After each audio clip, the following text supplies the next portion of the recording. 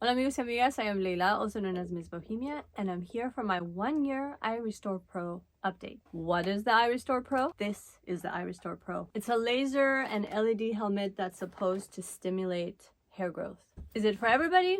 No, but it can be for a lot of people. I have a full in-depth video here. That was my very first video on the iRestore Pro, filmed exactly a year ago. And I have conflicting feelings about it. I'm not gonna do hair comparisons. This is me now versus a year ago because I've been doing it in the subsequent follow-ups. Pretty much two. I did a 3-month update and an 8-month update, and you can view all my iRestore Pro videos in the playlist here. So the burning question, and I'm going to answer it right away. Do I recommend the iRestore Pro? No, I just don't. Why? Why do I not recommend it? That's the gist of this video. For me to recommend something, I have to be 100% sure that it's working and 100% convinced that it's doing what it promises to do. To know me is to know that I am obsessed and in love with Soultanicals and TGI Natural. Those are the two brands that I'm ride or die with. I love them so much, and you can see that in my reviews. I've made reviews of products I don't love, multiple hair moments that I haven't done well with,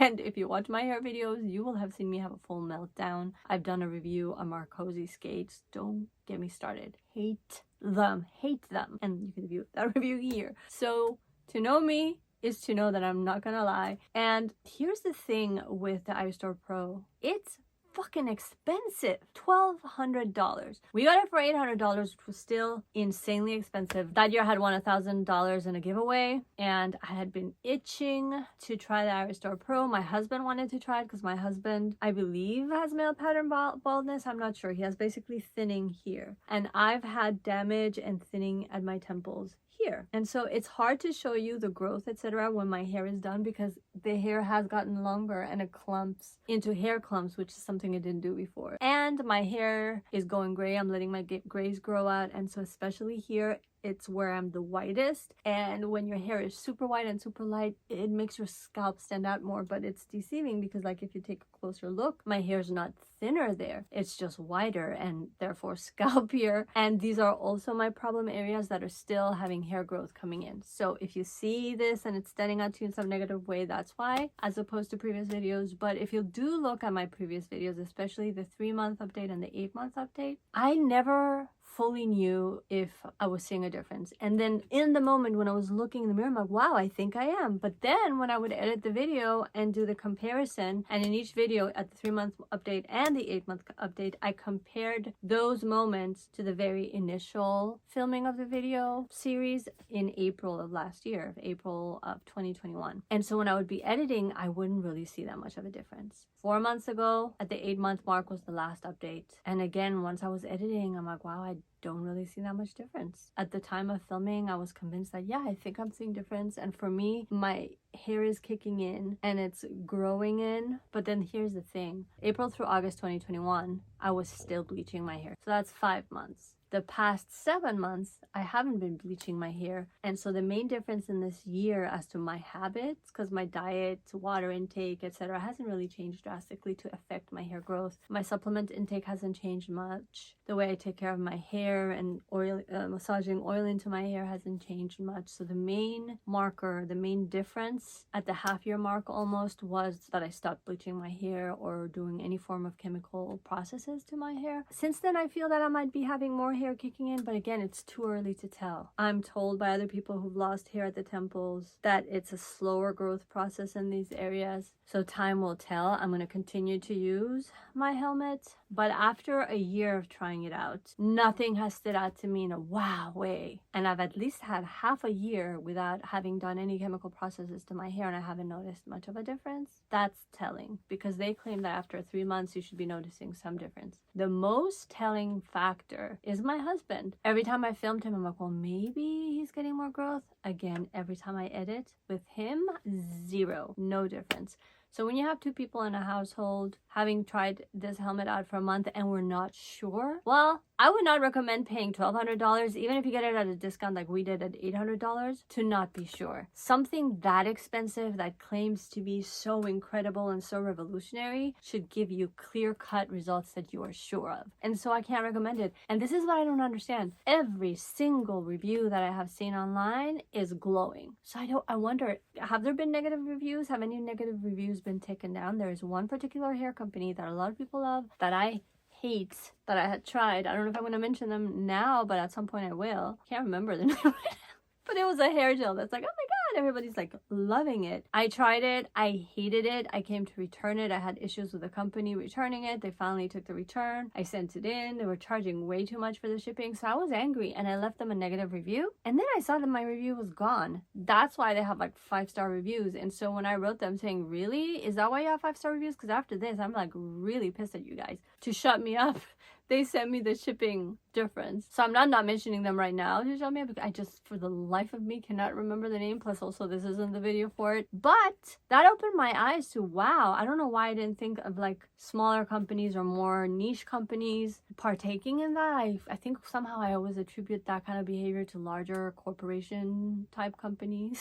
I wonder if iRestore Laser does that, because from my experience, it hasn't been revolutionary. It hasn't been amazing. I mean, we spent so much money on it. My husband continues to use it. I'm going to continue to use it. Might as well. It can't hurt. I hope it can't hurt. I mean, I really hope it can't hurt. Could it hurt? I don't know.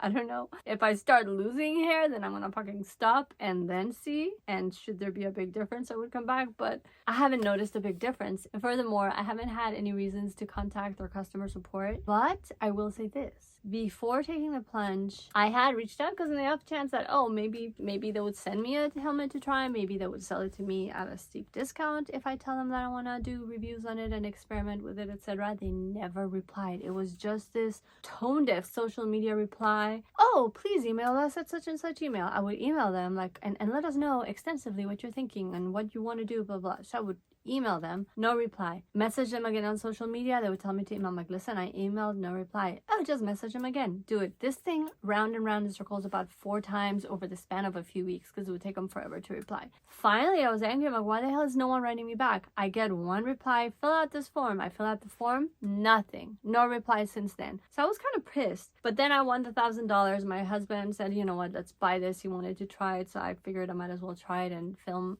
my experience with it. And then after that, well, I take pictures, I post on social media as I'm dabbling with it and trying to figure it out. And then they message me, oh, can we use your picture in our promotional materials? And then I had also posted some video, I think, in one of my stories. And I said, you know what? We can talk price if you want to use it in your promotional materials, because it's not going to come in free. And I also said, I haven't been very happy with your reply to me in social media. So I would appreciate a conversation and a proper timely back and forth. No reply. And then they have the audacity to send me, oh, email us at this email. I'm like, you reached out to me. Why am I going to be emailing you? No. So if you're not handling your social media well, it really does leave a bad taste in my mouth. I think it's the same with most people. My ride or die brands, TJ Natural and Soultanicals, have always been so good, and hats off to you guys at being kind and at being prompt and at commenting on things I tag them in, at sharing things that I post about them, whether it be my stories or on my feed. And those things make such a big difference, because you create community, you open the lines of communication, you show people that you're responsive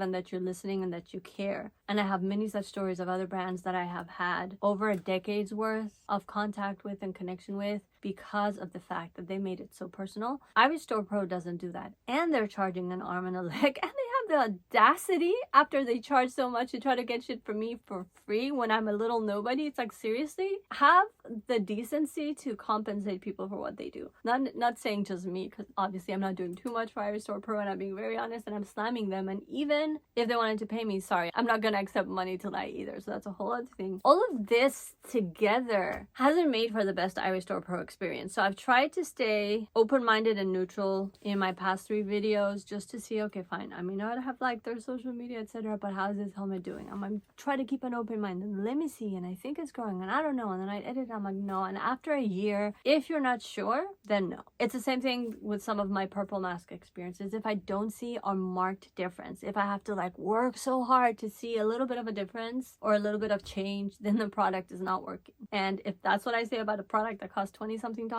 you bet your ass I'm going to say that about something this expensive. So do I recommend it?